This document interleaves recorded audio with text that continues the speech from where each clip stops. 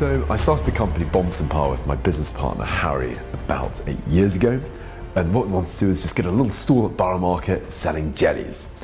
Borough Market at the time said no, but we soon found that there's a great joy in jelly.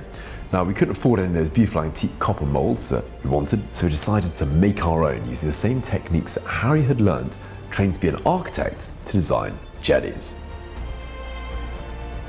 So at Bompas and Parr, we're really interested in things that really grip people's attention, and although our approach might be quite niche, we like the subjects to be quite universal. So food works really well at that.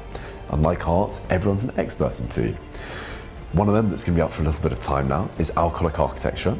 It's a breathable cloud of gin and tonic that you step inside. If your friends are a metre away from you, you can't see them at all because there's so much booze in the air between you. Now, of course, with every breath you take, it intoxicates you through your lungs and eyeballs. It's been really popular because obviously in England people love to drink. So in terms of our bar, the vaporized cocktail is gin and tonic, very specifically because it tastes fresh, it tastes summery, it's medicinal.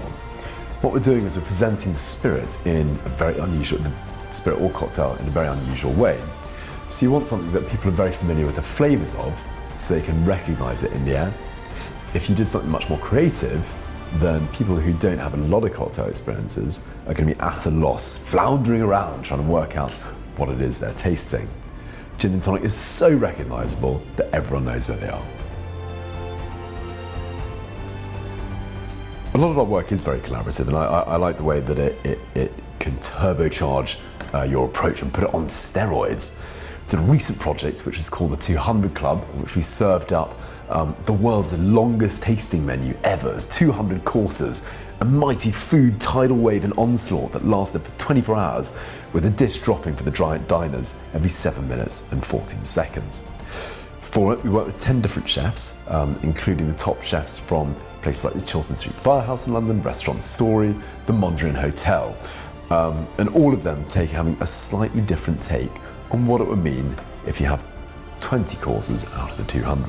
We had 4 diners that ate their way right the way through the menu, and then to keep it fresh, keep them sprightly, keep them interested, we'd cycle in groups of 4 more diners for every 20 courses or so. But you know, the amazing thing was I started off, I had one of the first meals with them of 20 courses. When I came back that time the next day, 23 hours on, they were still there eating and still jolly. So whenever we're designing an installation, we'll design for all the senses and we'll try and control every element.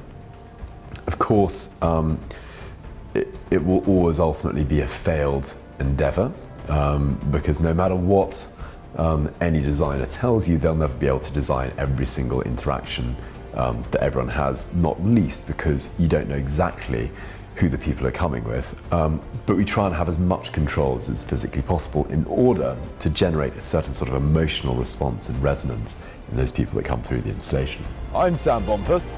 And I'm Harry Parr.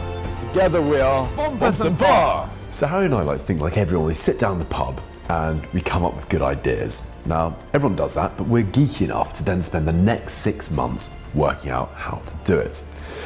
Quite often when we start, we've got no idea how we're going to do it, but we look through the internet, find the world's experts and hound them until they're interested in helping out. And it means that we've got an extended network of some quite interesting folk. So everyone from microbiologists who we collaborate on to make food that glows in the dark, to so physicists and chemists and engineers that we do things like fly on the roof of Selfridges to make a boating lake and float up bar without the building, a London icon, collapsing. And it means that we're able to put together some stuff that's pretty extraordinary.